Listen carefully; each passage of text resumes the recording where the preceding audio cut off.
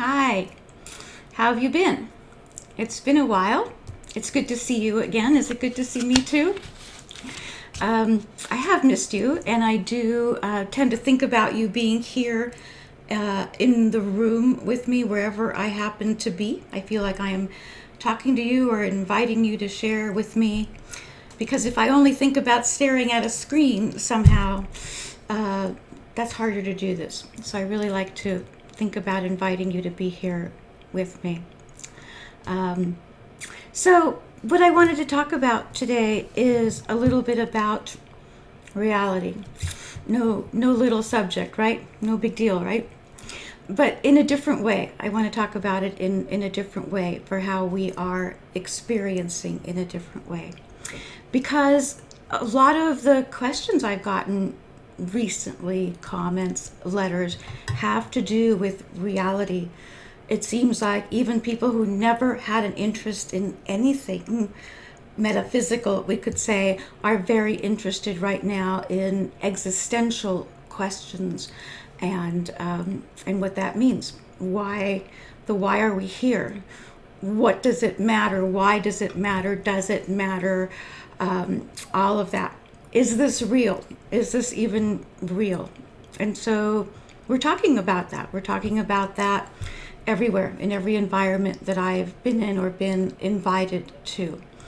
And I think not coincidentally, I think that not long ago, Elon Musk, I think, said something about that recently, something about that some of this stuff doesn't really matter anyway because we are all living in a simulation, potentially a computer simulation anyway. And so anything that Elon Musk says goes out there and echoes back in a variety of different ways. And people like Elon Musk, who are kind of genius on some levels, have that effect on us. If they're saying something, we are paying attention or wondering if we should be thinking about that as well. So we are, and so it's out there. So some of the questions that I have received as well are, do I think that we are living in a computer simulation, a matrix-like simulation? A video game has been put out there as well. Is the entire universe a simulated universe? And if it is, all of these things, do we need to pay attention to anything that's going on out there right now, out there in our challenging world, in our difficult circumstances, in our evolving environment, in all of these areas in which we feel put upon and conflicted these days, and finding ourselves in abnormal conditions, actually, compared to what we're used to. These questions we are asking: how much of this do we need to pay attention to? How much of it is really real? So the question of whether we are living in a cave, as one of Plato's theories considered, that we're living in a cave and we can only see this much in front of us, and so whatever comes in front of us we think is real. Meanwhile, there's everything else that's happening outside the cave that we could see, and we'll never know because we are facing straight forward inside the cave. So these are not new questions. They just come up every so often, and we evaluate them from different perspectives. There's many different philosophers that have thought about this and put out theories according to that. And I think not long ago there was a philosopher, I think, that put out a paper about what are the odds that we are living in a simulated reality within a simulated universe.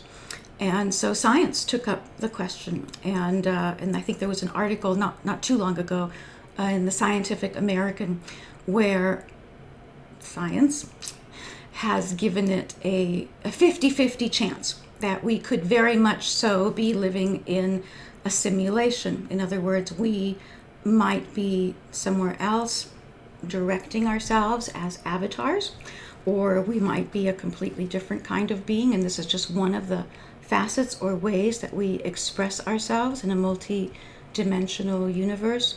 So this can go in a lot of different directions.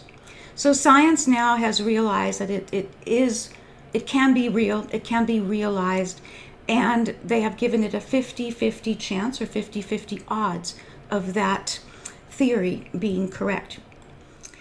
I kind of think that's not really fair, 50-50. When people call me for private sessions and I say, 50-50 chance it could go your way or another way, I don't think I'd get away with that so easily. So I have a problem with the people in the white coats getting away with saying 50-50. Anyway, the nice thing about it is that it's being considered in a lot of different ways and by a lot of different people. And the only thing that concerns me about that is that we do have this tendency to write it off. Okay, this is whatever's happening is awful, but it's not real. So we're going to write it off to a simulation, write it off to the matrix. So I don't have to look at it and I don't have to hear about it, much less participate in it because it isn't real. And then it's a fun theory to play with. It might give us some room to relax for a while. And then I wonder, what do we do next? Because we need to participate in our life as well. Whether it's a simulation or a computer program, we need to be someplace at a certain time and we need to get there. And so we need to go out into this world, the world that we are represented in, and participate in it. So to some degree, it matters and it doesn't matter. It matters because we are considering really big things and knowing that there's a lot of different possibilities out there. And it doesn't matter because here we are. We're here now. It matters now. We are connected to each other. We're connected to the earth. We are connected to our inner selves and into the outer world and into nature.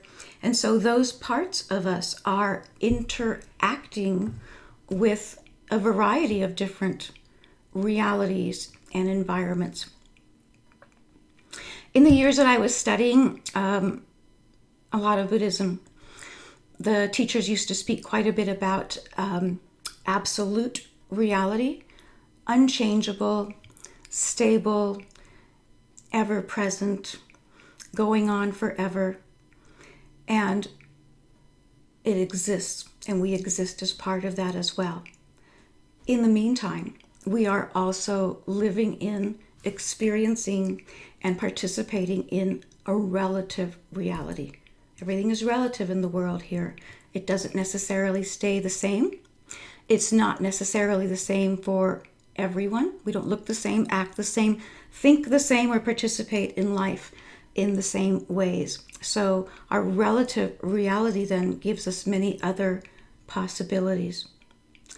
So within this conversation then, I have been asked, what do I think is real or reality, or do I subscribe to one of the other theories?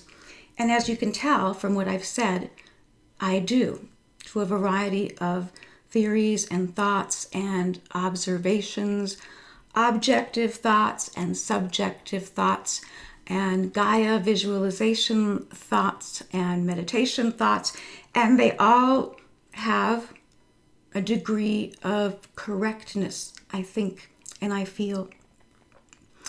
So as I view and interact with the world, what Gaia has given me recently is to note the difference between reality and actuality. And I find myself using that a little bit more these days, and so I wanted to share it with you as well. So reality is what we consider real in this life. So reality as we know it, as objective as we can make it, is what we experience. We experience a reality that is continuous in our life. We can fish out memories from a long time ago and make them real again. We can bring them from our memory because we have experienced them.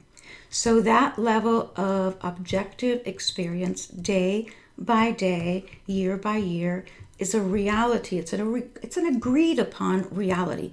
We agree that the world is part of the earth, that the earth is round, that it has these different continents, and that we have seasons. All these things are agreed upon in our reality. And then as things get smaller and smaller, we begin to have disagreements about what that reality is or what it should look like based upon what we would like to experience.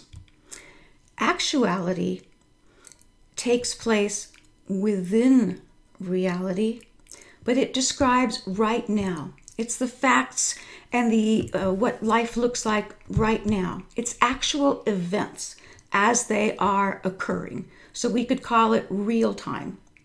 So actuality cannot be separated from time. We'll have this experience today.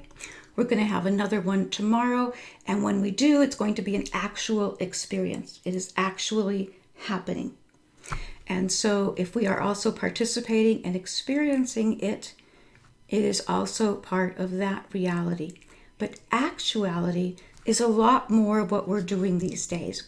We are moving from one state, one relative state to another, and then we move into considering actual events, and then we go to considering probable events, and that has perspective to it. So actuality is based on a perspective of how we view, participate, and experience reality.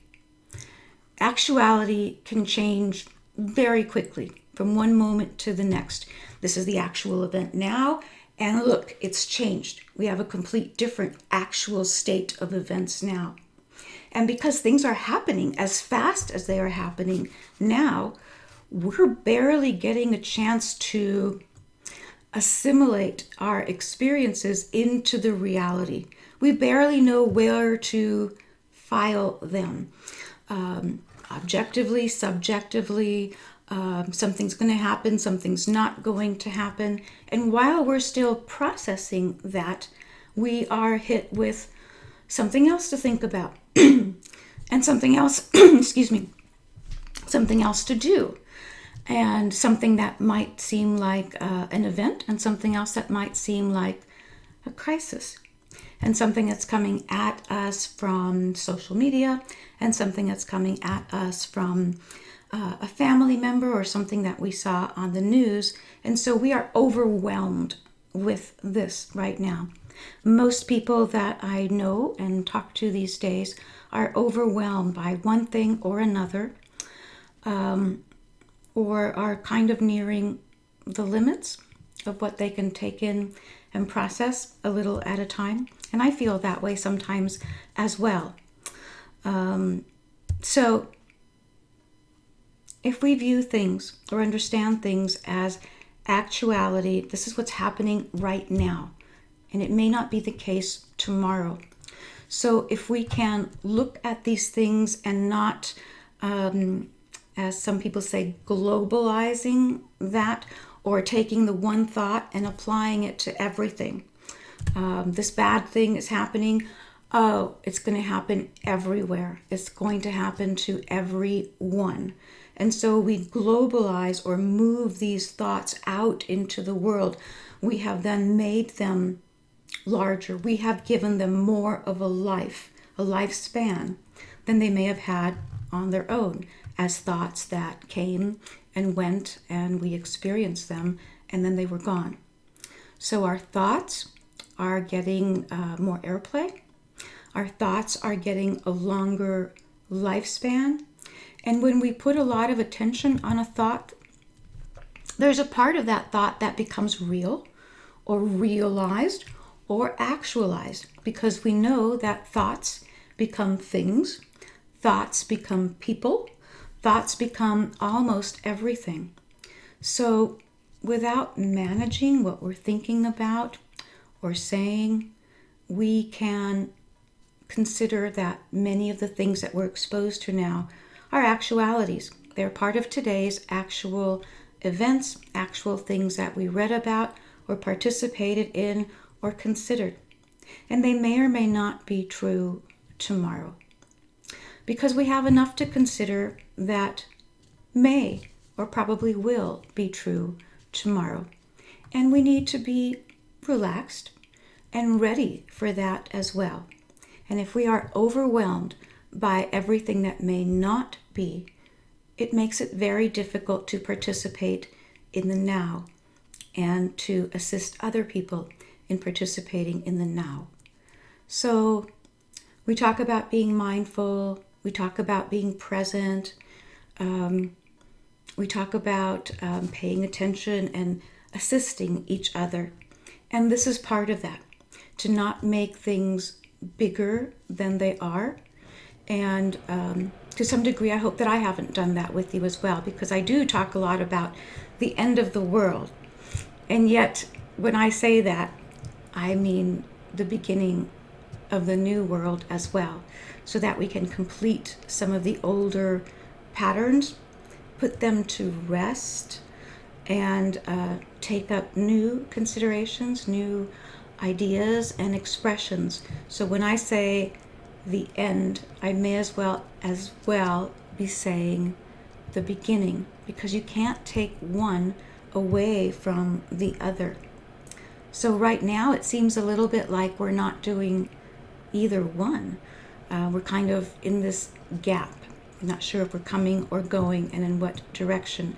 Are we repeating events or life cycles over and over again? Have we seen these patterns before?